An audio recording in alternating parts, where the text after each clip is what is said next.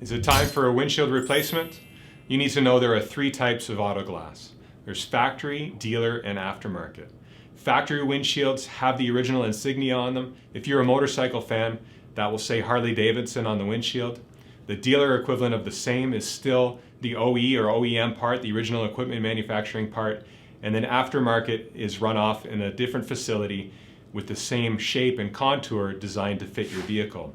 The most significant difference is in the glass. If you were to physically pick up an aftermarket windshield, it's 3 to 4 pounds lighter than a factory or dealer windshield. It's often reflected in the price too. Aftermarket parts are less, and you're gonna have to decide, what kind of driving am I doing? Is this aftermarket part safe enough for myself and for my family? Aftermarket windshields, although the manufacturing is getting much better, can crack or chip again easier than a factory or dealer replacement. Dealer in general is up to 2 times the cost of an aftermarket part, so depending on your budget or what you're looking to spend on an annual basis, that can influence your decision. Now you know, don't get Beep for service.